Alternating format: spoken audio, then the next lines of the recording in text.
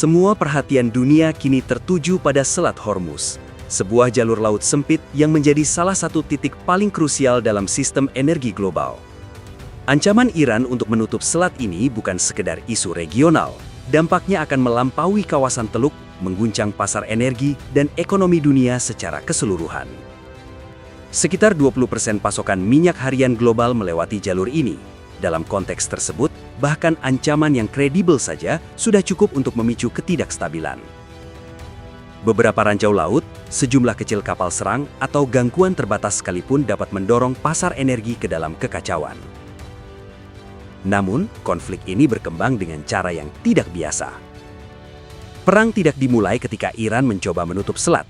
Perang dimulai jauh sebelumnya, ketika Amerika Serikat dan Israel berupaya memastikan bahwa ancaman tersebut tidak pernah benar-benar dapat dijalankan. Bahkan sebelum satu kapal penebar ranjau bergerak, sebelum satu radar menghasilkan gambaran operasional yang stabil, sistem Iran mulai melemah. Ini bukan tentang ledakan pertama, melainkan tentang runtuhnya sistem yang seharusnya mengendalikan ledakan tersebut. Pada malam 28 Februari, operasi dimulai. Targetnya bukan kapal atau pangkalan, melainkan mata dan saraf militer Iran, radar, jaringan komunikasi, dan kemampuan koordinasi. Serangan ini berlangsung secara simultan di udara dan laut dengan kecepatan dan presisi tinggi. Untuk memahami signifikansi peristiwa ini, penting untuk memahami arena operasinya. Selat Hormuz terletak di antara Iran, Oman, dan Uni Emirat Arab.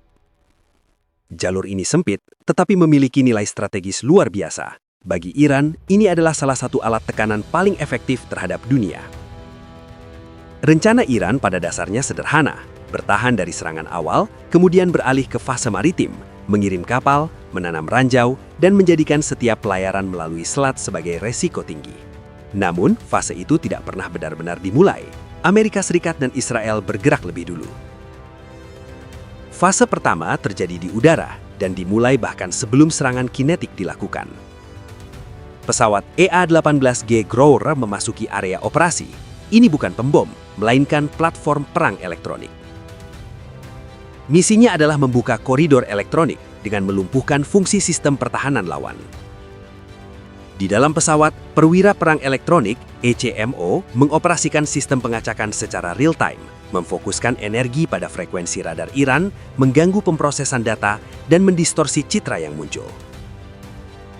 Sekitar 30 menit sebelum serangan utama, Growler mengambil posisi 50 hingga 100 mil dari target. Dari titik ini, fase pengacakan skala luas dimulai. Tujuannya bukan menyembunyikan satu pesawat, melainkan menghapus seluruh gambaran situasional Iran. Layar radar dipenuhi gangguan. Operator tidak lagi mampu membedakan antara target nyata dan ilusi. Kemudian, sekitar 15 menit sebelum serangan, operasi memasuki tahap yang lebih presisi, penipuan elektronik. Bukan lagi sekedar gangguan, tetapi manipulasi aktif, penciptaan target palsu, perubahan data kecepatan dan jarak, serta simulasi tanda tangan radar. Radar Iran masih berfungsi, tetapi tidak lagi mencerminkan kenyataan. Pada saat yang sama, ratusan umpan ADM-160 MALD diluncurkan. Sistem ini dirancang untuk terlihat seperti pesawat tempur sungguhan di radar. Bagi operator Iran, layar mereka kini dipenuhi apa yang tampak seperti gelombang besar pesawat seperti F-15 dan F-16 yang bergerak menuju target strategis. Inilah inti jebakan tersebut. Untuk merespon, radar harus aktif. Namun begitu aktif, mereka langsung mengungkap posisi. Emisi radar menjadi penanda bagi rudal anti radiasi yang dapat melacak sumber sinyal dan menghancurkannya. Dalam kondisi ini, sistem pertahanan udara berubah dari aset menjadi resiko. Jika radar dimatikan, Iran menjadi buta. Jika diaktifkan, mereka menjadi target. Pada saat yang sama, jaringan komunikasi yang menghubungkan unit-unit pertahanan juga terganggu. Ini adalah titik krusial. Sistem pertahanan udara bukan hanya terdiri dari radar dan peluncur, tetapi dari konektivitas di antara keduanya. Ketika koneksi itu terputus, setiap unit berdiri sendiri. Sebuah baterai mungkin melihat target, tetapi tidak tahu apakah ia memiliki izin untuk menembak. Ia mungkin mendeteksi ancaman, tetapi tidak tahu apakah itu bagian dari gambaran yang lebih besar. Dalam waktu singkat, sistem pertahanan udara Iran berhenti berfungsi sebagai jaringan terintegrasi. Di titik inilah fase berikutnya dimulai. pesawat siluman seperti F-35 Lightning II milik Amerika Serikat dan Israel, serta kemungkinan F-22 Raptor memasuki wilayah operasi. Mereka tidak masuk karena semua pertahanan telah dihancurkan, tetapi karena jendela operasional telah terbuka. Sebuah momen singkat di mana lawan melihat lebih sedikit, memahami lebih sedikit, dan bereaksi lebih lambat. Itulah yang terjadi pada malam 28 Februari. Iran tidak hanya kehilangan radar, Iran kehilangan kemampuan untuk mengendalikan awal pertempuran dengan caranya sendiri.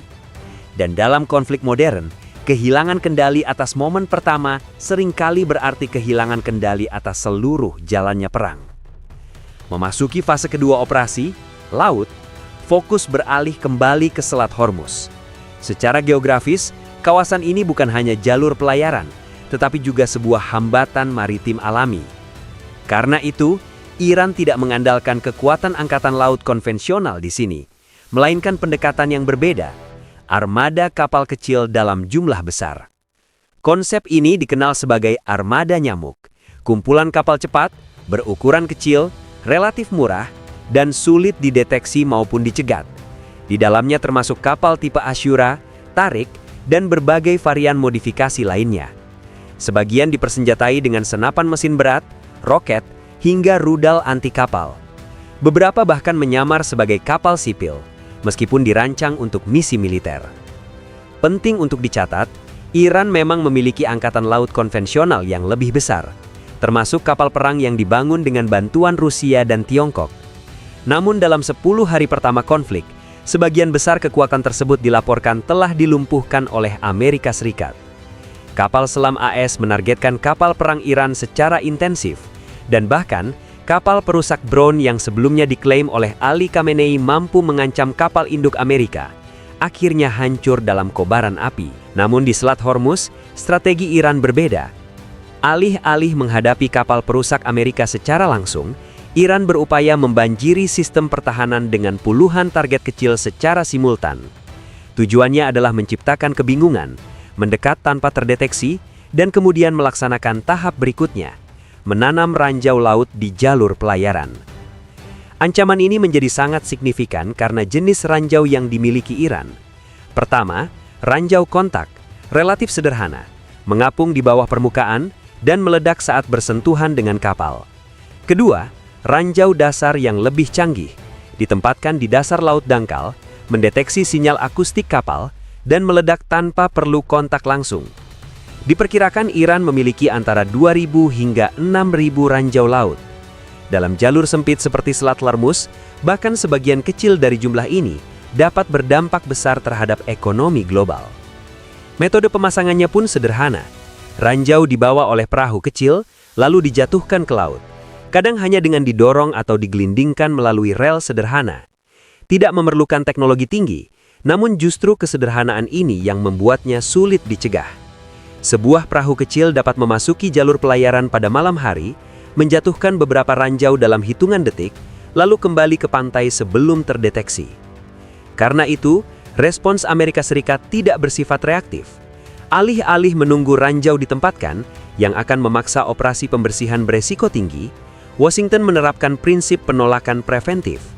Kemampuan tersebut harus dihentikan sebelum diaktifkan. Artinya, targetnya bukan hanya ranjau, tetapi juga kapal pembawanya dan fasilitas penyimpanannya. Sebanyak 16 kapal yang memiliki kemampuan menanam ranjau telah diidentifikasi dan diserang. Proses identifikasi ini mengandalkan kombinasi intelijen sinyal, pengawasan maritim, dan intelijen manusia.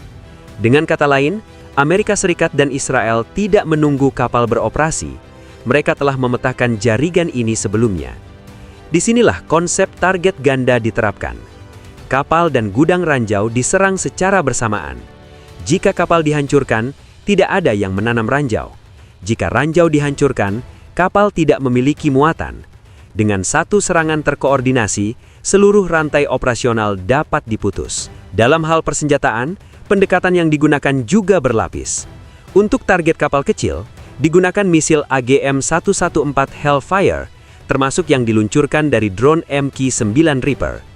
Misil ini kecil, sangat presisi, dan mampu melacak target bergerak dengan akurasi tinggi. Drone Reaper melacak kapal secara real-time, menghitung kecepatan, arah, dan manuver, lalu mengirimkan data ke sistem serangan. Misil kemudian memprediksi posisi target dan menyesuaikan lintasannya. Dengan kecepatan lebih dari Mach 1, peluang bertahan bagi kapal target menjadi sangat kecil. Selain itu, misil celujuh diluncurkan dari kapal perusak, sementara amunisi pemandu GPS seberat 2.000 pon digunakan untuk menghancurkan fasilitas penyimpanan dan bengkel. Ini bukan lagi serangan terhadap unit individual, melainkan pembongkaran sistematis seluruh rantai kemampuan. Dan disinilah letak inti dari keseluruhan operasi. Iran kehilangan dua syarat utama untuk menjadikan Selat Hormuz sebagai senjata. Pertama, kemampuan pengawasan, mata di langit yang telah terganggu pada fase awal. Dua, kebebasan bertindak di laut, kemampuan untuk menggerakkan kapal dan menanam ranjau. Ketika kedua syarat ini hilang secara hampir bersamaan, seluruh rencana menjadi tidak dapat dijalankan. Penting untuk dipahami bahwa sebuah negara tidak harus kehilangan seluruh asetnya untuk kehilangan kemampuan bertindak. Cukup dengan kehilangan koneksi antar aset tersebut. Jika radar tidak terhubung dengan baterai rudal, jika baterai tidak terhubung dengan komando, jika kapal dihancurkan di dermaga, dan gudang logistik diserang secara simultan, maka ancaman besar sekalipun akan terpecah menjadi bagian-bagian yang tidak efektif. Inilah bentuk peperangan yang terjadi, bukan menghancurkan setiap ancaman, tetapi mencegah ancaman tersebut menjadi sistem yang berfungsi. Dampaknya tidak hanya operasional, tetapi juga psikologis. Operator radar yang tidak lagi mempercayai layar di depannya, kehilangan kepercayaan pada sistem. Komandan yang tidak memiliki komunikasi stabil, kehilangan keyakinan dalam pengambilan keputusan. Komandan Angkatan Laut yang melihat kapalnya hancur bahkan sebelum misi dimulai, memahami bahwa musuh telah menembus tahap persiapan. Ini bukan sekedar serangan militer, ini adalah serangan terhadap kepercayaan. Pada akhirnya, Iran tidak dikalahkan semata oleh kekuatan tembak, tetapi oleh urutan tindakan. Amerika Serikat dan Israel menetapkan tempo, memaksa Iran bertindak dalam kondisi kebingungan dan kehilangan inisiatif. Dalam kondisi seperti itu, bahkan armada besar, ribuan ranjau, dan sistem pertahanan yang kuat di atas kertas tidak lagi menghasilkan efek strategis yang diharapkan. Dari sinilah muncul implikasi yang lebih luas. Sebuah rezim tidak runtuh karena satu insiden, tetapi mulai retak ketika berulang kali menghadapi kenyataan bahwa setiap rencana yang disusun dapat dipetakan dan digagalkan sebelum dijalankan. Jika pola ini berlanjut, dampaknya tidak lagi terbatas pada militer, melainkan merambah ke ranah politik. Karena rezim seperti ini sangat bergantung pada persepsi kontrol, bahwa mereka menentukan waktu eskalasi, mengendalikan respons, dan memegang inisiatif. Ketika persepsi itu runtuh, tekanan berpindah dari medan operasi ke pusat pengambilan keputusan. Pada akhirnya, inti dari keseluruhan peristiwa ini bukan sekedar radar yang dihancurkan atau kapal yang tenggelam. Intinya adalah bahwa kemampuan Iran untuk menghubungkan deteksi, komando, pergerakan, dan aktivasi telah diputus. Dan ketika koneksi itu hilang, rencana untuk menutup Selat Hormuz kehilangan mesinnya. Pertanyaan yang kini muncul bukan hanya tentang kekuatan militer, tetapi tentang keberlanjutan strategi itu sendiri. Apa yang terjadi pada sebuah rezim yang menyadari di tengah konflik bahwa setiap rencana serangannya telah terbongkar bahkan sebelum sempat dijalankan? Bagikan pendapat Anda di kolom komentar di bawah ini. Jangan lupa untuk like, subscribe, dan aktifkan notifikasi pada video ini agar tetap mendapatkan informasi tentang perkembangan terbaru dalam perubahan tatanan dunia yang sedang berlangsung. Terima kasih telah menonton dan sampai jumpa di video berikutnya.